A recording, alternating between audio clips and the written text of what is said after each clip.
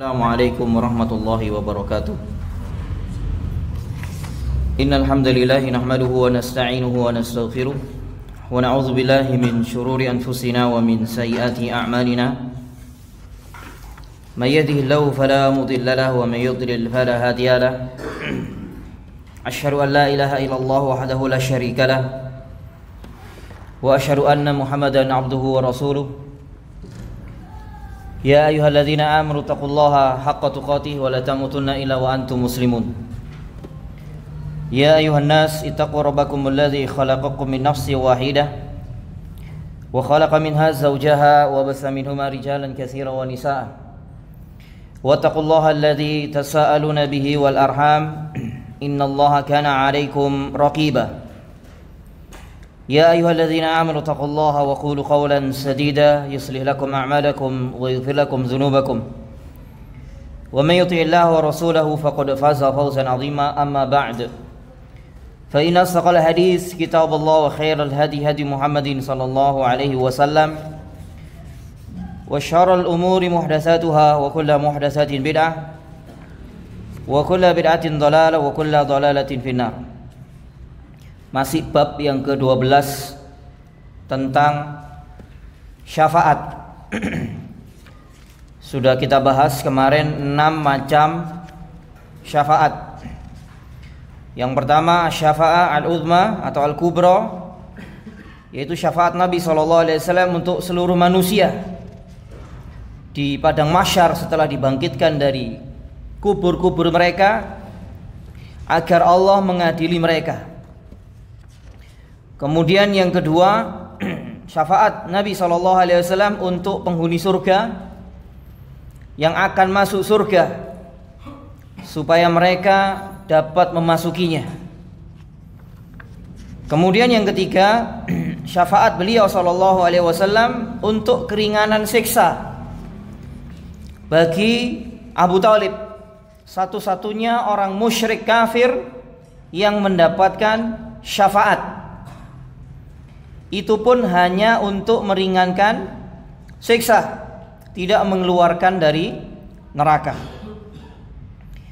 Kemudian dan ketiga macam syafaat ini hanya khusus untuk Nabi SAW. Kemudian yang keempat, macam syafaat yang keempat, syafaat beliau untuk para pelaku dosa besar dari umat beliau yang masuk neraka, lalu mereka keluar darinya.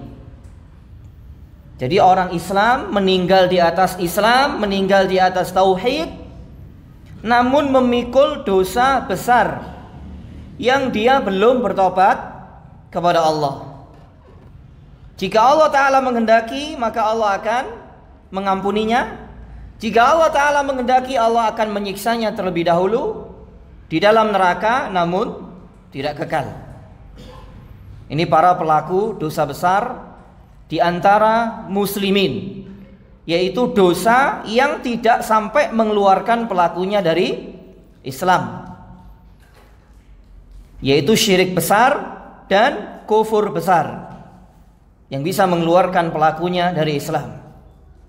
Ini masih ada harapan para pelaku dosa besar di antara muslimin untuk mendapatkan ampunan dan mendapatkan surganya Allah. Ini yang diingkari oleh kaum Khawarij dan Mu'tazilah. Yang diingkari oleh kaum Khawarij, Mu'tazilah. Jadi pelaku dosa besar yang nanti masuk neraka itu kekal selama-lamanya menurut keyakinan kaum Khawarij. Sementara Ahlu Sunnah tidak. Pelaku dosa besar di antara muslimin, mereka tidak kekal di dalam neraka. Yang kekal di dalam neraka itu hanya kafirin, musyrikin, Yahudi, Nasrani, musyrikin. Itu yang keempat. Kemudian yang kelima, macam syafaat yang kelima tentang beberapa kaum yang mereka diperintah masuk neraka namun tidak jadi memasukinya. Yang keenam, syafaat untuk meninggikan derajat orang-orang yang masuk surga. Nah, syafaat ini diberikan oleh Allah Subhanahu wa Ta'ala kepada makhluknya yang memberikan syafaat dari kalangan para malaikat, para nabi, dan orang-orang soleh serta yang mendapatkan syafaat adalah dari kalangan muslimin ahli tauhid. Sementara orang-orang musyrikin kafirin tidak mendapatkan syafaat dari para pemberi syafaat, kecuali hanya siapa tadi? Abu Thalib. Itu pun hanya untuk meringankan siksanya. Kemudian sebagian ulama menambahkan 2 syafaat yang lainnya. Yang terakhir ya, 2 syafaat yang lainnya. Selain syafaat ke-6 syafaat tadi. Yang ke-7, syafaat untuk beberapa kaum yang masuk surga dengan tanpa hisab. Ini semoga kita termasuk salah satunya ini ya. Masuk surga tanpa hisab. Dan tentunya juga tanpa azab. Sebagaimana hadis panjang ini ya, hadis Ukasha bin Mihsan. Ketika Rasulullah SAW mendoakan untuknya, untuk Ukasha, salah seorang sahabat radhiyallahu anhu, mendoakan Ukasha agar termasuk 70.000 orang yang masuk surga tanpa hisab, tanpa azab. Kira-kira si ono kebagian gak ini kita ini ya? Hanya 70.000. Cuma nanti ada kabar yang menggembirakan bagi kita, masih ada peluang dalam redaksi yang lain. Di setiap 70.000 orang bersama mereka 1.000 orang. Berarti 70.000 dikali 1.000 orang, 70 juta orang. Ya semoga aja ya. Itu jangan pesimis ya. Jangan pesimis. Sebagaimana hadis ini dikeluarkan oleh Al-Imam Al-Bukhari dalam sahihnya, Al-Imam Muslim, dan juga Al-Imam At-Tirmizi dalam sunannya, dari jalan Ibnu Abbas dari Nabi SAW, beliau bersabda. Ini kita baca sedikit demi sedikit nih, karena hadisnya panjang, karena ada beberapa fawaid, beberapa faedah-faedah yang penting yang terkandung di dalam hadis yang panjang ini. Kata beliau, uridat alayyal umam, ditampakkan kepadaku umat-umat yang terdahulu. Ini ada 2 pendapat. Ada yang mengatakan beliau ditampakkan umat terdahulu ketika Isra Mi'raj. Ketika Isra Mi'raj sebagaimana dipertegas dalam riwayat Al-Imam At-Tirmizi. Hanya saja sebagian ulama berpendapat beliau ditampakkan umat-umat terdahulu di dalam mimpi. Di dalam mimpi. Fara'aitun Nabiyya sallallahu alaihi wasallam wa ma'ahu ar-ruhaid. Maka aku melihat, kata beliau dalam mimpi atau ketika Isra Mi'raj itu, aku melihat seorang nabi bersamanya itu ar-ruhaid, yaitu antara 3 sampai 10 orang. Maksudnya pengikutnya. Jadi ada seorang nabi yang mendakwahkan kepada kaumnya, tidak ada yang mengikuti dakwanya kecuali hanya 3 sampai 10 orang.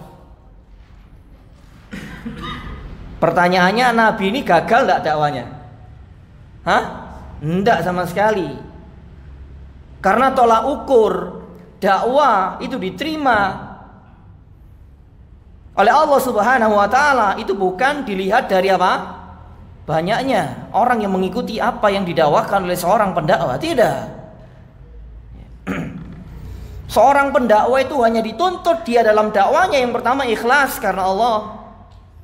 Yang kedua, di atas hujjah, ilmu, argumentasi, dalil. Di atas hujjah, di atas ilmu. Yang ketiga, seseorang dalam berdakwah itu wajib baginya, dituntut baginya untuk mengajak manusia kepada agama Allah, Al-Quran dan Sunnah ala fahmi salaf. Gak boleh ngajak kepada apa? Dirinya, ngajak kepada golongannya, kelompoknya, gak boleh. Nanti akan kita sebutkan ayatnya. Kemudian, wan nabiyya wa ma'ahu rajulu wa rajulan. Aku juga melihat seorang nabi yang bersamanya atau umatnya itu hanya 1 orang atau 2 orang saja. Masya Allah ya. Jadi diperintah oleh Allah untuk mendakwakan tauhid, mendakwakan agama Allah kepada kaumnya. Tidak ada yang mengikuti kecuali 1 atau 2 orang saja. Masya Allah. Dan di sini memang seorang dai tidak dituntut sama sekali agar dia mendapatkan banyak dari objek dakwanya, mendapatkan banyak pengikut dari objek dakwanya. Tidak. Yang harus digarisbawahi seorang dai 3 tadi itu. Yang pertama apa tadi? Ikhlas karena Allah. Dakwanya dibangun di atas ilmu, hujjah, argumentasi, dalil Al-Quran dan Sunnah. Yang ketiga, mengajak kepada agama Allah. Ini yang dituntut, ini aja. Ada yang nerima, ada yang nerima, sudah serahkan semuanya kepada Allah Rabb semesta alam. Itu. Dan ini yang harus diperhatikan oleh seorang dai khususnya. Dan yang keempat, ada syarat yang keempat, di dalam mendakwakan agama Allah itu mengikuti metode dakwah seluruh para utusan Allah. Gak boleh ngarang-ngarang sendiri, karena dakwah ini merupakan ibadah, dan ibadah itu sifatnya tauqifiyah, berdasarkan dalil. Berdasarkan dalil. Dan seluruh anbiya wa rasul diutus oleh Allah Subhanahu wa taala. Pertama-tama yang senantiasa mereka prioritaskan sampai akhirnya senantiasa mendakwakan tauhid, mendakwakan akidah. Nah ini, mendakwakan akidah. Makanya sering saya mengatakan kalau ada seorang dikatakan dai, dikatakan tokoh agama, sama sekali tidak pernah menyinggung hak-hak Allah atas hamba-hambanya, maka ketahuilah dia seorang dai yang menyimpang. Ada enggak kayak gitu itu? Disebut ustadz, disebut tokoh agama, tapi nggak pernah sama sekali menyinggung hak Allah atas hamba-hambanya. Apa hak Allah atas hambanya? Al-ibadah. Sekaligus memperingati manusia dari apa yang bisa membatalkan hak Allah atas hambanya, yaitu syirik. Sama sekali tidak disinggung. Maka ketahuilah orang-orang seperti itu telah menyimpang dari metode dakwah seluruh anbiya wa rasul. Nah ini. Seharusnya namanya dai, namanya ustadz, namanya orang disebut tokoh agama yang paling prioritaskan untuk menyampaikan agama Allah kepada manusia tentang hak Allah yang pertama kali. Perjalanan hidupnya dalam mendakwahkan agama Allah senantiasa memprioritaskan hak Allah atas hamba-hambanya, yaitu tauhid. Bukankah kita semua diciptakan ini untuk tauhid? Wa ma khalaqtul jinna wal insa illa liya'budun wa'budullaha wa la tusyriku bihi syai'a. Dan perjalanan seluruh para nabi dan rasul. Jadi ada nabi pengikutnya hanya 1 atau 2 orang. Masya Allah ya. Wan nabiyya laisa ma'hu ahadun. Dan aku juga melihat ada seorang nabi tidak punya pengikut sama sekali. Subhanallah. Ya. Jadi tidak ada seorang pun dari umatnya yang menerima dan beriman dengan apa yang didakwahkannya. Nah ini juga menjadi pelajaran yang sangat besar bagi kita semua para penuntut ilmu, dan lebih khususnya para dai, agar para dai itu tidak memperhatikan ya apa dakwah aku jadi diterima. Itu. Kalau seorang dai, penuntut ilmu, prioritasnya ya apa cek iso diterima, dia akan menyalahi perjalanan atau metode dakwah para nabi dan rasul. Akhirnya fokus ya apa wong cek iso nrimo, bukan fokus apa yang disyariatkan Allah dalam dakwah. Akhirnya gawe metode dhewe. Ojo nyampekno tauhid. Nyampekno sing apa? Ya sing lucu, sing guyu gitu ya. Kok sing di TV-TV iku lho ya. sing guyu-guyu, sing bisa buat orang tertawa, terbahak-bahak. Nggih, wong cek sok seneng. Itu. Nek ngono gak usah ngundang wong ngono-ngono, ngundang Kartolo menisan ya. Iya gak? Lek sing golek guyu lho. Ngundang Kartolo, ngundang Sule ku ya, guyu engko. Tapi kalau seorang pelajar seperti kita butuh ilmu, ngundanglah orang-orang yang berilmu, yang betul-betul membimbing kita untuk faham dengan agama Allah, semakin menjadikan kita takut kepada Allah, semakin menjadikan kita dekat kepada Allah. Gitu. Kemudian, nah di sini kita nukilkan catatan kaki karena di sini penting. 121 itu, ini merupakan pelajaran yang sangat besar sekali dari kisah ini, dari hadis ini ya. Khususnya bagi para dai dan umumnya seperti kita para penuntut ilmu, bahwa di dalam mendakwakan agama Allah, seorang dai tidak dituntut agar mendapatkan banyak pengikut. Ini masalah nanti orang tuh mau menerima atau tidak, itu ada di tangan Allah, bukan di tangan seorang dai. Akan tetapi yang dituntut baginya seorang dai ini, orang mendakwakan agama Allah, orang yang disebut ustadz, disebut kiai, disebut tokoh agama, yang dituntut bagi dia yang pertama ikhlas karena Allah dalam mendakwakan agama Allah. Kemudian yang kedua, dan dalam dakwanya mengajak kepada agama Allah, mengajak kepada agama Allah yang berdasarkan Al-Quran dan Sunnah. Ngajak kepada dalil, bukan mengajak kepada golongan, kelompok, ngajak kepada dirinya. Termasuk mengajak kepada dirinya adalah mengajak untuk menyalahi Al-Quran dan Sunnah. Ini hakikatnya ngajak kepada dirinya sendiri. Termasuk juga mengajak kepada dirinya adalah orang-orang yang tidak ikhlas dalam mendakwakan agama Allah, ingin mencari dunia, ingin cari popularitas dan yang semisalnya. Terus kemudian, dan juga seorang dai di dalam dakwanya dituntut agar berdakwah berdasarkan ilmu dan petunjuk dari Allah, bukan serampangan, bahkan asal berbicara tentang agama Allah dengan tanpa ilmu. Seperti yang banyak di zaman kita sekarang ini. Masya Allah, orang-orang bodoh berani berbicara tentang agama yang agung dan mulia ini. Masya Allah. Dan ini merupakan jalan dakwah Nabi SAW, sebagaimana yang Allah kabarkan dalam kitabnya surah Yusuf ayat 108. Qul hadhi sabili, katakan wahai Nabi, inilah jalanku. Ad'u ilallah, aku menyeru manusia kepada agama Allah, mengajak kepada tauhid, mengajak kepada sunnah, mengajak kepada dalil Al-Quran dan Sunnah. Ala basiratin, di atas ilmu, bukan di atas hawa, bukan di atas kejahilan. Ana wa manittaba'ani, aku dan orang-orang yang mengikutiku. Tentunya yang pertama mengikuti beliau adalah para sahabat radhiyallahu anhum jami'an.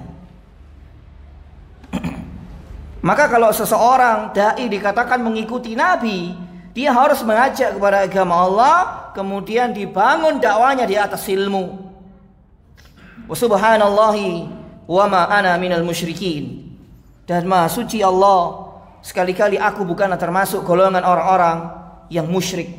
Seorang dai harus membersihkan dirinya dari segala bentuk kesyirikan dan kekufuran. Nah ini, itu diantara sedikit dari faedah yang bisa kita ambil dari kisah ini. Jadi ada nabi yang tidak memiliki pengikut sama sekali. Insyaallah. Kemudian beliau melanjutkan sallallahu alaihi wasallam, idrufi ali sawadun azimun, tiba-tiba diperlihatkan kepadaku sekumpulan orang yang sangat banyak. Fadhanantu annahum ummati, maka aku menganggap mereka adalah umatku.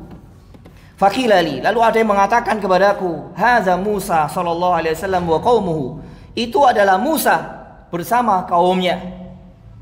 Jadi kejadian ini, beliau ditampakkan kejadian ini nanti ketika di hari kiamat, kejadian ini ya. Walakin undur ilal ufuk, akan tetapi lihatlah oleh kamu ke arah ufuk. Fanadhartu fa idza sawadun azim. Maka aku juga melihat sekumpulan orang yang begitu banyak. Faqilali, maka dikatakan kepadaku, undur ilal ufukil akhar, maka lihatlah kepada ufuk yang lain. Fa idza sawadun azim, maka aku juga melihat sekumpulan orang yang begitu banyak. Faqilali, maka dikatakan kepadaku, hadhihi ummatuk, itu adalah umatmu. Jadi lebih besar, lebih banyak dibandingkan umat-umat masing-masing nabi terdahulu. Umat Nabi SAW adalah yang paling banyak. Itu adalah umatmu. Wa ma'ahum sab'una alfan yadkhuluna al-jannata bighairi hisabin wala azabin. Bersama mereka, umatmu yang begitu banyak itu, ada 70.000 orang yang akan masuk surga dengan tanpa hisab, tanpa azab. Dalam redaksi yang lain, sebagaimana disebutkan oleh Al-Imam Al-Hafidh Ibnu Hajar dalam Fathul Bari, sebagaimana dikeluarkan oleh Al-Imam Ahmad dalam Musnad, dan juga Al-Imam Al-Baihaqi dalam Sunanul Kubra, dan sanadnya dinyatakan baik oleh Al-Hafidh Ibnu Hajar, Nabi SAW mengatakan, fastazadtu rabbi fazadani ma'a kulli alfin sab'ina alfan. Maka aku meminta tambahan kepada Robku. Jadi beliau merasa kurang, 70.000 kurang ini, aku harus minta tambahan kepada Robku. Maka ditambahkan kepadaku bersama tiap-tiap 1.000 orang itu ada 70.000 orang. Berarti 70.000 dikali 1.000 orang, ada 70 juta orang di antara umat Nabi SAW yang akan masuk surga tanpa hisab, tanpa azab. Tapi apa ciri mereka? Ini yang harus kita ketahui. Summa nahadha, kemudian beliau berdiri. Fadakhala manzilahu, lalu beliau memasuki rumahnya. Ketika itu beliau menceritakan hal ini mungkin di Masjid Nabawi. Lalu beliau masuk rumah. Fakhadhan nas, lalu para sahabat berbincang-bincang, berdiskusi, saling berpendapat. Fi ulaika alladzina yadkhuluna al-jannata bighairi hisabin wala azab, tentang siapa saja mereka yang masuk surga tanpa hisab, tanpa azab. Para sahabat macam-macam berpendapat, berdiskusi siapa di antara mereka. Faqala ba'duhum, lalu ada sahabat yang mengatakan, fala'allahum alladzina sahibu Rasulullah sallallahu alaihi wasallam, barangkali mereka adalah sahabatnya Rasulullah sallallahu alaihi wasallam. Nah, kalau dibataskan, dicukupkan sampai sahabat saja, berarti kita tidak ada bagian.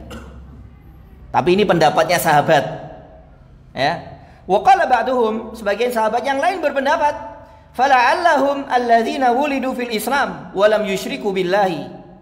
Barangkali yang 70.000 atau 70 juta itu yang masuk surga tanpa hisab, tanpa azab adalah orang yang dilahirkan dalam kondisi Islam dan tidak mempersekutukan Allah sampai mereka meninggal dunia. Ini sebagian pendapat sahabat yang lain. Wa zakaru asya, dan sahabat-sahabat yang lainnya berpendapat dengan macam-macam pendapat. Barangkali ini, barangkali itu. Masya Allah.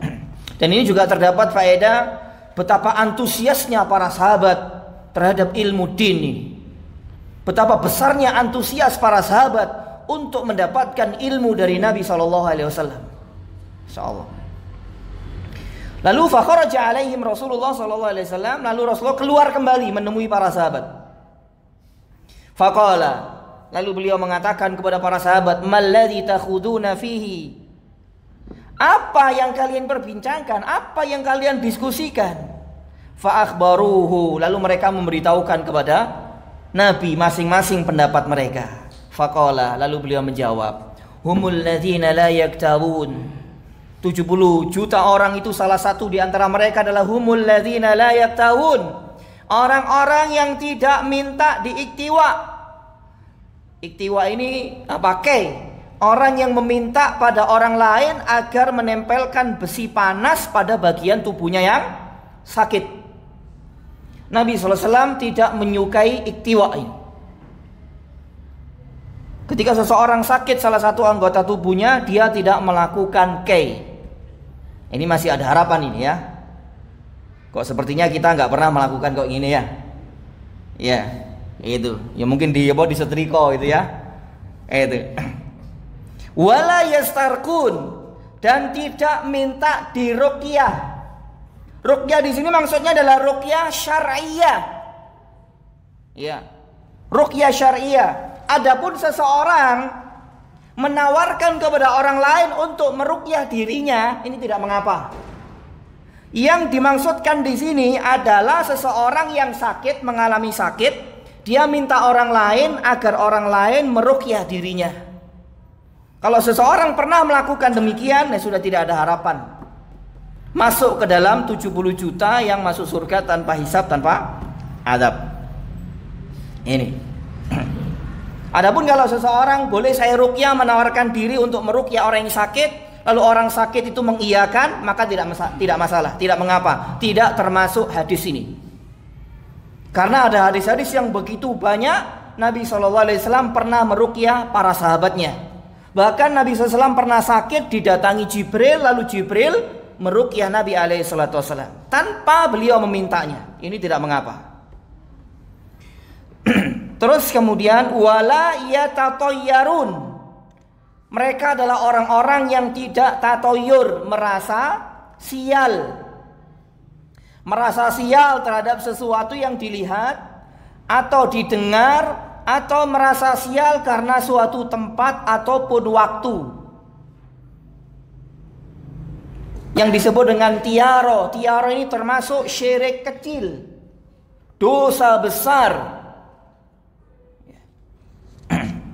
Merasa sial tidak boleh. Merasa sial juga termasuk dengan merasa sial karena angka. Tidak boleh ini.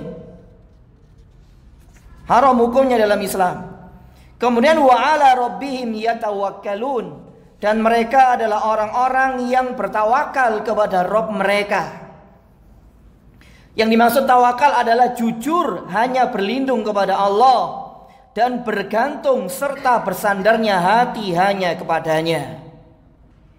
Ini tawakal ya, jujur, berlindung hanya kepada Allah dan menggantungkan serta menyandarkan hati sepenuhnya hanya kepada Allah dalam setiap permasalahan hidup dan kehidupannya. Dan hal ini merupakan puncak realisasi tauhid yang merupakan buah dari setiap kedudukan orang-orang yang mulia. Dari kecintaan, berharap, rasa takut, serta ridho terhadap Allah, bahwa Dia adalah Rabb dan sesembahan yang hak, serta ridho dengan ketentuan Allah. Bersandar dan bergantungnya hati seorang hamba kepada Allah tidak berarti tidak melakukan sebab-sebab yang tidak bertentangan dengan ketentuan syariat. Tidak. Seseorang diperintahkan untuk bertawakal, dia juga diperintahkan untuk ikhtiar, bukan berdiam diri. Kalau seseorang berdiam diri tidak mau ikhtiar, ini tipu daya syaitan. Misalkan seseorang diuji sakit, ya, maka dia bersandar, bergantung hanya kepada Allah. Dia meyakini hanya Allah yang bisa menyembuhkan sakitnya, dan dia melakukan sebab-sebab yang tidak bertentangan dengan syariat Allah. Berobat, minum obat, mendatangi dokter, konsultasi kepada dokter, atau yang semisalnya, dengan tetap hatinya bergantung kepada Allah. Kalau sampai hatinya bergantung kepada dokter, jatuh syirik kecil. Aku lek gak rono gak waras aku. Ada nggak ucapan kayak gini? Itu. Kalau sampai meyakini dokter atau obat itulah yang menyembuhkan dirinya, jatuh syirik besar. Ini, insya Allah tidak sedikit muslimin yang kayak gini. Masyarakat kita, apakah yang seperti ini nggak perlu didakwakan tauhid? Gimana jawabannya? Hanya orang-orang berakal yang bisa mengambil pelajaran. Itu. Aku lek gak nang dokter iku gak iso waras. Kan kayak gitu sebagian orang. Masya Allah, seolah-olah ada anggapan dokter itulah yang menyembuhkan penyakitnya. Syirik, bisa syirik kecil, bisa syirik besar. Faqala Ukasyah, lalu Ukasyah ibnu Mihsan mengatakan ketika Nabi menceritakan ini, aminhum ana ya Rasulullah, ya Rasulullah, apakah aku termasuk golongan mereka yang masuk surga tanpa hisab, tanpa azab? Qala na'am, iya, engkau termasuk golongan mereka. Ini termasuk salah satu dalil keutamaan Ukasyah, salah seorang sahabat yang dijamin surga. Ukasyah bin Mihsan salah satunya. Faqama akhar faqala aminhum ana, lalu ada sahabat yang lain, cuman di sini tidak disebutkan siapa namanya. Dia juga bertanya kepada Nabi, apakah aku juga termasuk mereka ya Rasulullah? Qala sabaqaka biha Ukasyah, Ukasyah telah mendahuluimu. Ya. Ini diantara macam syafaat yang ke-7. 70 juta diantara umat beliau yang masuk surga tanpa hisab, tanpa azab. Kemudian macam yang ke-8, yang terakhir, syafaat untuk suatu kaum yang kebaikan dan keburukan mereka seimbang. Ini diantara muslimin ya, diantara ahli tauhid. Kebaikan dan keburukannya seimbang mereka ini. Lalu mereka diberikan syafaat supaya masuk ke dalam surga. Dan mereka ini dinamakan dengan Ashabul A'raf, suatu tempat yang tinggi antara surga dan neraka. Namun Ashabul A'raf ini nanti ujungnya masuk surga karena mereka muslimin. Mereka muslimin. Dan ini yang dinaskan oleh Huzaifah ibnu Yaman, Ibnu Abbas, Ibnu Mas'ud dan yang lainnya dari kalangan para ulama salaf dan khalaf rahmatullahi alaihim jami'an. Itu. Sekarang langsung kita buka halaman 116 untuk menyingkat, kita selesaikan sekalian. Dan syafaat ini terbagi menjadi dua. Syafaat ini terbagi menjadi dua. Ada syafaat syar'iyah musbatah, ada syafaat syirkiyah manfiyah.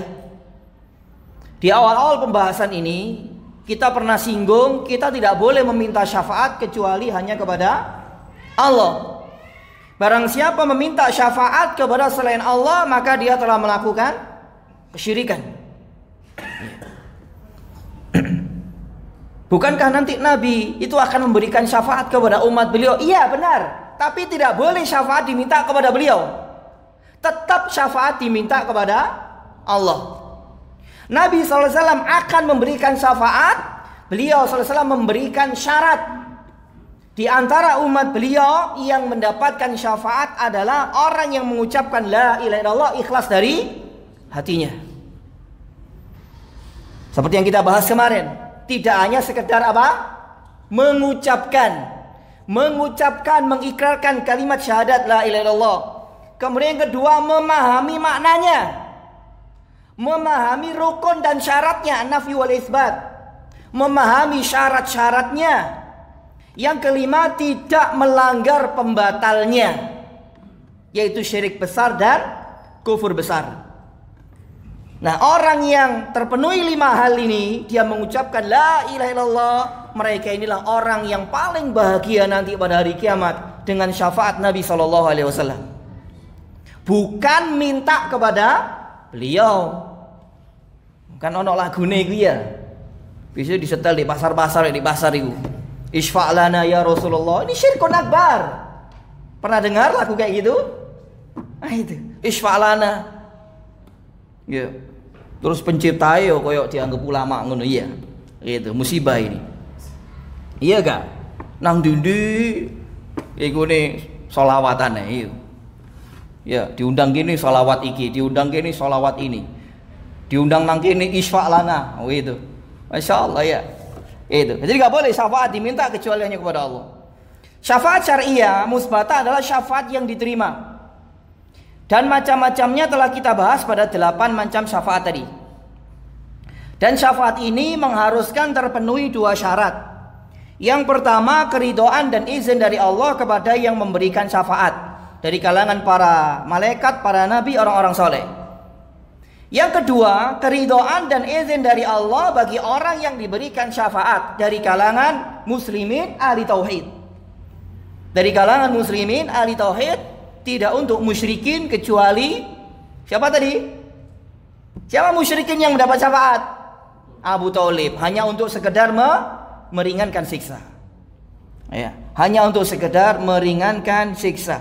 Itu kita sebutkan beberapa dalil-dalil tentang terpenuhi dua syarat ini. Di antara dalilnya kita hafal semua, man zallazi yashfa'u indahu illa bi'izni. Tidak ada yang dapat memberikan syafaat di sisi Allah tanpa izin Allah. Itu. Terus kita langsung meloncat di situ. Dan hal yang juga berkaitan dengan bab syafaat syirkiyah ini adalah sebagian orang-orang musyrik yang beribadah kepada Tuhan-Tuhan yang lain bersama Allah, mereka mengatakan, tidaklah kami berdoa dan beribadah kepada Tuhan-Tuhan selain Allah itu, melainkan supaya mereka mendekatkan diri-diri kami kepada Allah dan memberikan syafaat kepada kami di sisi Allah. Ini ucapan musyrikin. Mereka menjadikan adanya perantara dalam ibadah antara mereka dengan Allah. Adanya perantara, Tuhan-Tuhan mereka. Di antara dalilnya, walladzina takhadhu min dunihi awliya ma na'buduhum illa liyuqarribuna ilallahi zulfa. Dan orang-orang yang mengambil pelindung selain Allah, itu orang-orang musyrik, mengatakan, kami tidak beribadah kepada mereka, Tuhan-Tuhan selain Allah itu, melainkan supaya mereka mendekatkan diri-diri kami dengan sedekat-dekatnya kepada Allah. Ini di antara perbuatan, salah satu perbuatan syirik orang-orang musyrikin, menjadikan antara mereka dan antara Allah adanya perantara dalam ibadah. Perbuatan musyrikin. Dalam ayat yang lainnya, wa ya'buduna min dunillah ma la yadurruhum wa la yanfa'uhum. Dan mereka-mereka yang beribadah kepada selain Allah, yang mana selain Allah itu tidak dapat menimpakan mudarat dan tidak dapat memberikan manfaat kepada mereka. Wa yaqulun, maka orang-orang musyrik mengatakan, haula'i syufa'auna indallah. Maka selain Allah itu, meskipun mereka tidak dapat menimpakan mudarat, tidak dapat memberikan manfaat, menurut keyakinan musyrikin, mereka itu bisa memberikan syafaat kepada kami di sisi Allah. Sehingga orang-orang musyrik minta syafaat kepada selain Allah, kepada sesembahan mereka selain Allah. Di sini kita nukilkan perkataan Syekh Shalih Fauzan dalam kitabnya Syarah Al-Qawaid Al-Arba', bahwasanya kaum musyrikin yang Allah telah menamakan mereka dengan musyrikin dan menghukumi mereka kekal di neraka, mereka tidak mempersekutukan dalam rububiyah Allah. Maksudnya mereka tidak mempersekutukan adanya pencipta selain Allah. Mereka yakin satu-satunya pencipta itu ya Allah.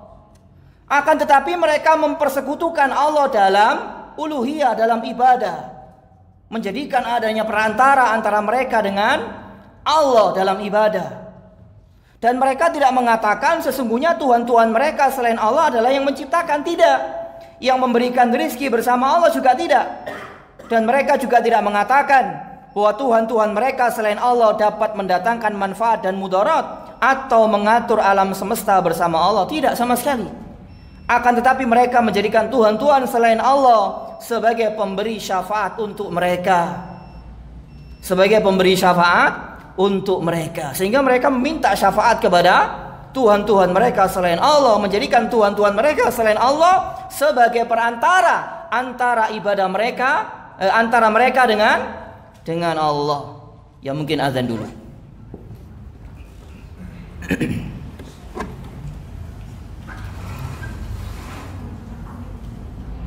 Kan sedikit.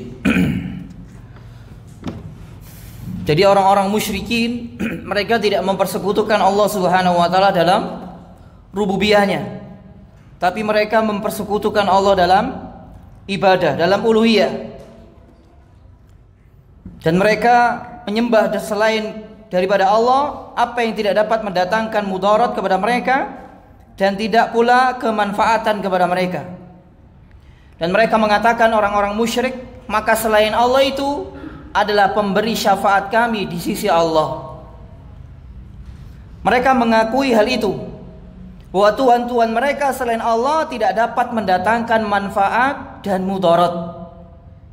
Namun mereka menjadikan Tuhan-Tuhan selain Allah itu sebagai pemberi syafaat, yakni sebagai perantara di sisi Allah dalam mengabulkan hajat-hajat mereka. Ini perbuatan musyrikin ini yang ditiru oleh sebagian di antara umat ini, menjadikan antara mereka dan antara Allah adanya perantara dalam ibadah. Ini perbuatan musyrikin. Lalu mereka menyembelih hewan sembelihan untuk tuhan-tuhan mereka selain Allah, bernazar untuk tuhan-tuhan itu. Mereka meyakini bahwa Tuhan-Tuhan itu tidak dapat menciptakan, tidak dapat memberikan rizki, tidak dapat menimpakan mudarat dan manfaat. Namun mereka menjadikan Tuhan-Tuhan selain Allah sebagai perantara, pemberi syafaat di sisi Allah untuk mereka. Lalu mereka mintalah syafaat kepada selain Allah. Inilah keyakinan dan agamanya musyrikin. Lalu di sini dikatakan oleh Syekh Shalih Fauzan, dan jika kamu berdialog dengan para penyembah kubur hari ini, kuburiyun, orang-orang yang suka melakukan peribadatan di kubur-kubur. Kalau kita dialog nih sama mereka, misalkan mereka akan mengatakan seperti ucapan musyrikin tadi. Lalu penyembah kubur itu mengatakan, aku tahu orang mati ini hanya wali, hanya orang soleh yang tidak dapat menimpakan mudarat dan tidak dapat memberikan manfaat. Lalu mereka bersimpuh di atas kubur melakukan peribadatan. Mereka yakin orang mati ini tidak bisa menimpakan mudarat, tidak dapat memberikan manfaat. Lalu kata penyembah kubur ini, akan tetapi dia, orang yang mati ini adalah orang soleh yang aku berharap syafaat darinya untukku di sisi Allah. Masya Allah, mirip dengan perbuatan musyrikin. Kalau seandainya mereka mengatakan, kami berdoa, nggak beribadah kepada orang mati kok, tapi aku berdoanya, beribadahnya kepada Allah, tapi menjadikan orang mati sebagai perantara doaku agar dia sampaikan kepada Allah. Ini termasuk perbuatan bid'ah dan syirik kecil. Perbuatan bid'ah dan syirik kecil, dan merupakan sarana yang sangat besar untuk menyeret pelakunya kepada syirik besar, sehingga menyebabkan pelakunya nanti apa ujungnya? Minta ke siapa akhirnya? Kepada orang mati. Ya Syekh Abdul Qadir Jailani, ya Syekh Fulan wa Alan. Masya Allah. Dan selain itu, melakukan peribadatan di atas kubur-kubur, meniru jalannya musyrikin yang pertama, termasuk Yahudi Nasrani. Dan itu salah satu sarana yang menyebabkan manusia, memudahkan manusia untuk jatuh pada syirik besar. Dan ini salah satu sebab syirik besar yang terjadi pertama kali di atas muka bumi ini, yang dilakukan oleh kaumnya Nuh alaihissalam, yang bersimpuh di atas kubur 5 orang soleh di antara mereka, sehingga akhirnya mereka berdoa, beribadah kepada orang soleh yang telah mati. Kira-kira terjadi perbuatan kayak gini di zaman kita sekarang? Kalau seandainya mereka mengatakan, loh kami tetap ibadahnya kepada Allah, kita katakan itu bid'ah dan syirik kecil. Karena menjadikan orang mati sebagai perantara ibadah kepada Allah yang tidak ada dalil syar'i, yang tidak ada dalil syar'i, syirik kecil. Dan itu bid'ah, dosa besar sekali. Dan pelakunya mendapatkan laknat dari Allah Subhanahu wa taala, sebagaimana dilaknat kaum Yahudi dan Nasrani yang menjadikan kubur-kubur nabi-nabi mereka sebagai tempat ibadah, sebagai tempat ibadah. Dan tidak jarang di antara mereka akhirnya minta kepada orang Mati. Ya, apalagi lek sing wis mati itu seorang tokoh besar, orang yang dianggap tokoh besar. Ya. Sampai tanah kuburannya dibawa pulang untuk apa? Tabaruk. Wis, iki ono syirik meneh dosanya ini. Syirik dalam tabaruk. Mencari berkah kepada kuburan. Syirik kecil. Kalau dia meyakini keberkahan datang dari Allah, namun dia menjadikan sebab tanah kuburan mendapatkan keberkahan dari Allah, syirik kecil. Dan itu memudahkan pelakunya untuk meyakini bahwa keberkahan itu datang dari kubur tokoh yang besar ini. Syirkun akbar. Bahkan tidak sedikit di antara mereka mencium-cium kuburan. Iya Pak Kiai? Iya, tokoh agama ini. Iya, sing jarine pembela Islam tibake nang kuburan ngambungi kuburan. Coba. Cuman gak tak sebut jenenge engko pengikutnya ngamuk. Gitu. Itu nang kuburan ngambungi kuburan. Sukanya ibadah di kuburan. Masyaallah. Ini salah satu fitnah yang sangat besar menimpa umat ini di zaman kita sekarang. Fitnatul kubur, melakukan peribadatan di atas kubur-kubur. Ini bukan berarti, jangan salah paham ini. Bukan berarti kita melarang apa? Ziarah kubur. Ziarah kubur disyariatkan, tapi ziarahlah sesuai dengan tuntunan sunnah. Kalau masuk ke kuburan sandal dilepas, disunahkan dilepas. Terus mengucapkan salam dan mendoakan muslimin. Kemudian di sana masuk ke makam, ngapain kita? Mengingat kematian, mengingat akhirat untuk melembutkan hati. Lek wis mari mulai. Ojo ndoprok dek kono ibadah. Iya, menyalahi Islam. Sing kebanyakan saiki apa? Yang katanya ziarah kubur. Hah? Masuk kuburan lah apa dek kono? Ndoprok ibadah di atas kuburan. Ketik aja di YouTube itu orang ibadah di kuburan, wong Indonesia sing wake. Iya, ono zikire barang apa fulus merah-merah halus gitu ya. Ono iku di YouTube itu. Orang Indonesia iki. Iya. Engko lek jamaah padha mulai, peziarah mulai, engko kotak amale dibuka. Itu bagi-bagi proyek. Ada ini di YouTube, ini hak ini orang Indonesia. Ya. Orang Indonesia ini.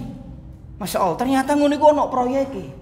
Makanya yang paling keras permusuhannya terhadap dakwah tauhid salah satunya adalah kuburiyun. Akhirnya menuduh Wahabi, apalah macam-macam wis. Pemecah belah umat. Soalnya aku sampai disinggung, sampai masyarakat muslimin sadar itu gak boleh, proyeknya hilang, ngono lho. Iya gak payu wesan. Akhirnya manusia tobat kembali kepada tauhid, meninggalkan syirik, peribadatan di atas kubur-kubur. Yang paling keras permusuhannya kepada dakwah tauhid, kepada dakwah salafiyah, salah satunya adalah mereka. Benar atau tidak ini? Iya, sorry. Paling keras permusuhannya. Lalu tertuduhlah orang-orang yang mendakwakan dakwah tauhid, Wahabi, tukang pemecah belah umat dan lain-lain. Ya mungkin itu yang bisa kita bahas. Kurang lebihnya saya mohon maaf. Semoga bermanfaat, menambah iman, menambah ilmu, dan semoga Allah menjadikan kita semua istiqomah di atas Islam, di atas tauhid, di atas akidah yang benar, di atas sunnah, di atas manhaj yang hak. Dan semoga Allah menutup usia kita masing-masing dengan husnul khotimah. Kita akhiri dengan doa kafaratul majlis. Subhanakallahumma wa bihamdika asyhadu an la ilaha illa anta astaghfiruka wa atubu ilaik. Assalamualaikum warahmatullahi wabarakatuh.